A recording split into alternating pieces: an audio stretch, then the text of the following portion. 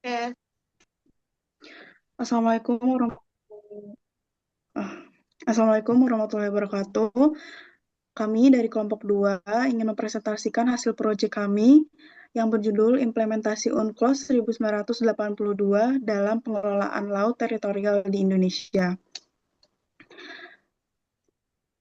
Selanjutnya ada anggota kelompok kami. Yang pertama itu ada Yustitia Syawalani Putri Mulyono, Andin Wibire Fasya, Anggi Jasita, Suci Safitri, Lorena, Hazel Brata Dikara Belva, Muhammad Efrioli.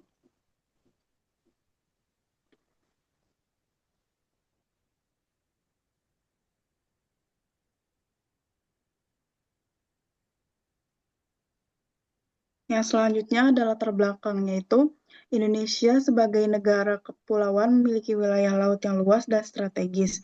Untuk mengatur dan melindungi wilayah tersebut, Indonesia meratifikasi United Nations Convention on the Law of the Sea 1982 melalui Undang-Undang Nomor 17 Tahun 1985. UNCLOS menjadi dasar hukum internasional mengenai batas laut teritorial, zona ekonomi eksklusif, dan hak lintas damai. Meskipun Indonesia telah mengadopsi konvensi ini, implementasinya masih dihadapkan pada tantangan serius, seperti lemahnya penegakan hukum, tumpang tindih kewenangan, dan keterbatasan teknologi serta sumber daya manusia.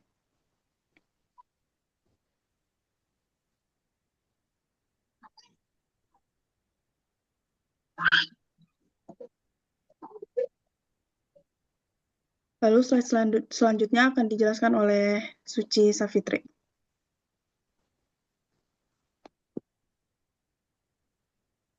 rumusan ma- slide selanjutnya ada rumusan masalah.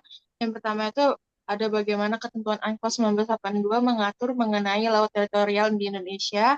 Terus yang kedua, bagaimana implementasi UNCLOS 1982 dalam pengelolaan laut teritorial di Indonesia. Terus yang ketiga, apa saja kendala dan tantangan yang dihadapi Indonesia dalam menerapkan UNCLOS 1982. Terus ada pembahasan, yang pertama tuh ketentuan UNCLOS 1982 tentang laut teritorial. UNCLOS 1982 mengatur kedaulatan negara pantai atau wilayah laut teritorial hingga 12 mil laut dari garis pangkal.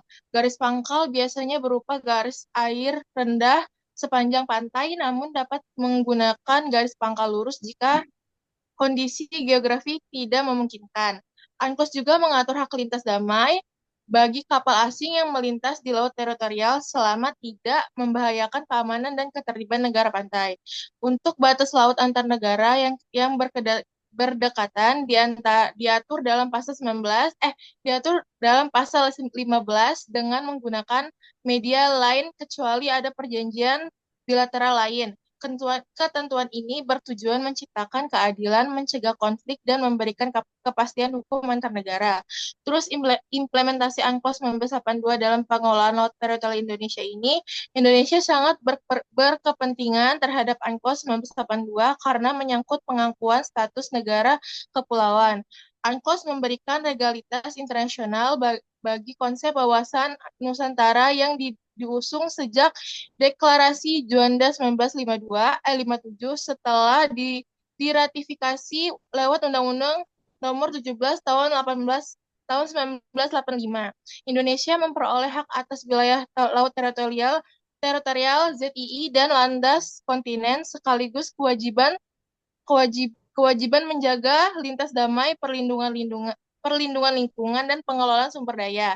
Salah satu implementasi yang penting adalah penerapan alur laut Kepulauan Indonesia atau ALKI yang mengatur jalur lintas damai kapal asing ditetapkan pada 1996 dan diatur lebih lanjut melalui peraturan pemerintahan nomor 37 tahun 2000.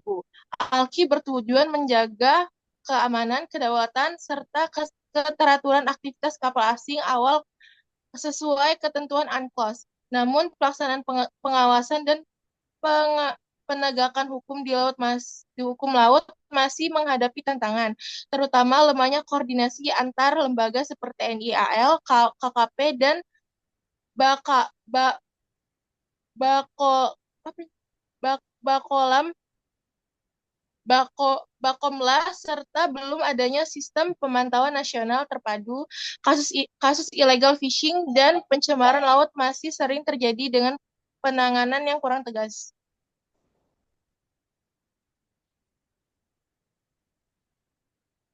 Selanjutnya akan dibacakan oleh Lorena. Baik, yaitu kendala dan tantangan yang dihadapi Indonesia dalam menerapkan UNCLOS 1982. Jadi Indonesia menghadapi beberapa kendala dalam menerapkan UNCLOS 1982. Salah satunya itu tantangan utamanya adalah aspek penegakan hukum terhadap pelanggaran di wilayah laut, khususnya terkait ilegal, unreported, dan unregulated IUU fishing.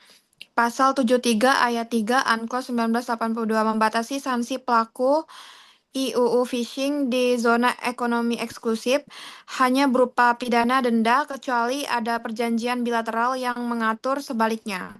Hal ini tuh memicu perbedaan interpretasi di kalangan hakim dan menciptakan ketidakharmonisan antara hukum nasional dan hukum internasional. Selain itu, Kementerian Kelautan dan Perikanan, Kementerian SDM, serta Kementerian Lingkungan Hidup dan Kehutanan sering menimbulkan konflik kepentingan dan inefisiensi dalam pengelolaan sumber daya laut. Dan sengketa wilayah laut, khususnya di Laut Natuna Utara dengan Tiongkok, yang menggunakan konsep Nine Dash Line, juga menjadi tantangan signifikan. Meskipun UNCLOS 1982 ini memberikan dasar hukum bagi klaim Indonesia, penolakan Tiongkok terhadap keputusan arbitrasi internasional memperumit penyelesaian sengketa. Hal ini menunjukkan keterbatasan UNCLOS 1982 dalam menghadapi konflik maritim dengan negara besar. Selain itu, keterbatasan teknologi dan sumber daya manusia menjadi hambatan dalam eksplorasi dan eksploitasi wilayah laut yang diatur oleh UNCLOS 1982. Indonesia ini masih menghadapi kendala finansial, teknologi, dan birokrasi yang kompleks sehingga potensi sumber daya laut belum termanfaatkan secara optimal. Dan perlindungan warisan budaya bawah air juga menghadapi tantangan akibat minimnya regulasi khusus, lemahnya koordinasi antar lembaga, serta keterbatasan dalam pengawasan dan penegakan hukum di wilayah laut Indonesia.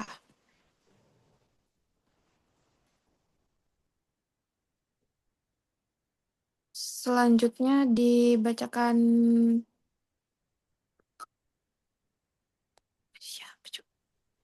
Selanjutnya ada contoh studi kasus implementasi UNCLOS 1982. Yang pertama itu ada studi kasus pencemaran minyak di wilayah perbatasan Bitan. Sejak tahun 2012 hingga sekarang, perairan Kabupaten Bitan, Kepulauan Riau sering tercemar oleh limbah minyak dari aktivitas kapal asing yang melintasi kawasan tersebut, terutama di perairan Selat Malaka yang merupakan jalur pelayaran internasional tersibuk. Salah satu dampak pencemarannya yaitu merusak ekosistem laut, membunuh biota laut, menimbulkan kerugian ekonomi dan lingkungan yang signifikan. Salah satu limbah yang sering ditemukan adalah limbah B3 berupa sludge, oil, dan sisa-sisa hasil pembersihan kapal yang sengaja dibuang ke laut. Implementasi UNCLOS 1982 dalam kasus ini, yang pertama, kewajiban umum negara lindungi lingkungan laut. Pasal 198, setiap negara wajib menjaga dan memelihara lingkungan laut. Pasal 193, negara punya hak kedaulatan untuk memanfaatkan sumber daya alamnya, namun harus tetap menjaga lingkungan. Implementasi Indonesia melalui Bakamla dan Kementerian Kelautan berupaya menjaga perairan Bitan dari pencemaran, termasuk melakukan penindakan hukum. Yang kedua, pencegahan, pengurangan, dan pengendalian pencemaran laut. Pasal 194, negara harus mengambil langkah-langkah efektif mencegah, mengurangi, dan mengendalikan pencemaran laut dari segala sumber. Pasal 207 sampai 212 mengatur pencemaran berdasarkan sumbernya. Pasal 211 dari kapal. Implementasi di kasus Bitan fokus pada pasal 211 tentang pencemaran dari kapal karena pencemaran di Bitan terjadi akibat pembuangan limbah oleh kapal-kapal asing. Langkah-langkah pemerintah. Yang pertama, membentuk SOP pengawasan dan penegakan hukum terhadap kapal pencemar. Kedua, melakukan pencarian pelaku oil spill dengan cara citra satelit dan oil modeling. Selanjutnya akan dibacakan oleh Anggi. Yaitu selanjutnya ada studi kasus kapal Kuwait 10078 di Laut Natuna. Kasus ini terjadi pada 19 Maret 2016 saat kapal motor Kuwait 10078 berbendera Tiongkok tertangkap sedang melakukan penangkapan ikan ilegal di perairan Natuna. Tepatnya di wilayah zona ekonomi eksklusif ZEE Indonesia. Saat aparat Indonesia, Kementerian Kelautan dan Perikanan, TNI, AL, dan Bakamla melakukan penangkapan terhadap kapal tersebut. Muncul kapal penjaga pantai milik Tiongkok, Chinese Sea Coast Guard, yang masuk ke wilayah ZEE Indonesia tanpa izin dan berusaha menghubungi proses penangkapan. Situasi ini sempat memanas karena berkaitan dengan klaim sepihak Cina atas Laut Natuna Utara melalui 9 garis putus-putus Nine Dash Line yang tidak diakui dalam hukum laut internasional. Indonesia tetap berhasil menyita kapal dan menangkap awak kapal KM Kuwait 10078 serta memproses mereka berdasarkan hukum Indonesia. Bentuk implementasi UNCLOS 1982 dalam kasus kapal Kuwait 10078 di Laut Natuna. Kasus ini merupakan contoh implementasi UNCLOS 1982 karena penerapan pasal 73 UNCLOS 1982. Pasal 73 ayat 1 menyatakan bahwa negara pantai berhak untuk menaiki, memeriksa, menangkap, dan melakukan proses hukum terhadap kapal asing yang melanggar ketentuan perikanan di zona ekonomi eksklusif ZEE-nya. Dalam kasus ini, Indonesia menangkap dan melakukan pemeriksaan terhadap KM Kuwait 10078 karena kapal tersebut melakukan aktivitas IUU fishing di wilayah ZEE Indonesia tanpa izin. Selanjutnya akan dilanjutkan oleh teman saya. Penyesuaian hukum nasional. Indonesia menerapkan UU Nomor 45 Tahun 2009 tentang perikanan yang selaras dengan ketentuan UNCLOS 1982, khususnya dalam penegakan hukum di wilayah ZEE. Proses hukum terhadap kapal dan awak kapal dilakukan sesuai ketentuan nasional yang mengacu pada hukum laut internasional UNCLOS 1982. Proses hukum terhadap kapal dan awak kapal dilakukan sesuai ketentuan nasional yang mengacu pada hukum laut internasional UNCLOS 1982. Yang kedua, ada penolakan intervensi negara asal kapal. Saat penangkapan KM Kuwait 10078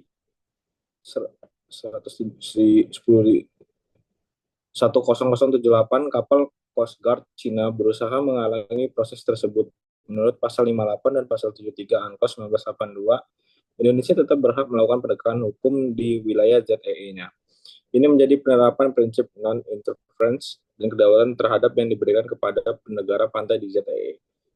Penegakan hak berdaulat di ZEE berdasarkan UNCLOS 1982, pasal 52 ayat 1, negara pantai berhak atas sumber daya alam di ZEE hingga 200 mil laut dari garis pantai. Dalam implementasinya, Indonesia melakukan tindakan hukum yang diatur dalam pasal 73 UNCLOS 1982. Secara tegas atas pelanggaran ini sebagai upaya mempertahankan hak berdaulat dan pengelolaan sumber daya secara berkelanjutan. Selanjutnya, Hazel. Kesimpulan, UNCLOS 1982 memberi kedaulatan negara pantai atas laut sejauh 12 mil laut dan menjamin hak lintas damai kapal asing. Bagi Indonesia, ratifikasi konvensi ini memperkuat status sebagai negara kepulauan. Namun, pelaksanaannya masih terkendala koordinasi lembaga, tumpang tindih kewenangan, serta keterbatasan teknologi dan SDM. Sengketa di Laut Natuna juga menyoroti keterbatasan UNCLOS. Dibutuhkan reformasi kelembagaan, harmonisasi hukum, dan peningkatan kapasitas maritim untuk mengoptimalkan implementasinya. Hasil temuan, UNCLOS 1982 bukan kerangka hukum internasional yang jelas terkait kedaulatan negara pantai atas laut teritorial hingga 12 mil laut dari garis pangkal. Hak lintas damai bagi kapal asing, penetapan zona ekonomi eksklusif hingga 200 mil laut, landasan hukum untuk delimitasi batas wilayah laut antar negara. Indonesia telah meratifikasi UNCLOS 1982 melalui Undang-Undang Nomor 17 Tahun 1985. Implementasinya melibatkan penetapan alur laut Kepulauan Indonesia untuk jalur lintas damai kapal asing dan juga pengaturan pemanfaatan sumber daya laut dan pelestarian lingkungan. Selanjutnya, kendala utama implementasi UNCLOS 1982 di Indonesia adalah lemahnya koordinasi antar instansi terkait TNI AL, Bakamla, KKP, dan lain-lain. Tumpang tindih kewenangan antar lembaga pusat dan daerah, kurangnya infrastruktur teknologi maritim yang memadai, ancaman illegal fishing yang masih tinggal di wilayah ZEE Indonesia, dan juga perlindungan lingkungan laut dari pencemaran.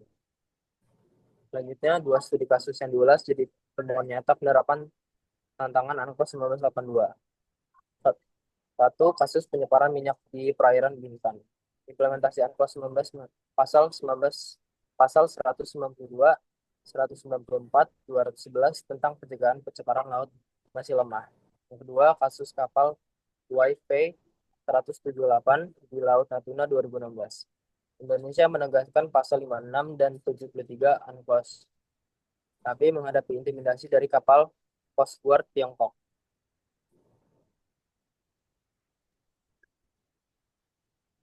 Baik, sekian presentasi dari hasil proyek kami dari kelompok 2. Mohon maaf apabila ada salah kata. Wassalamualaikum warahmatullahi wabarakatuh.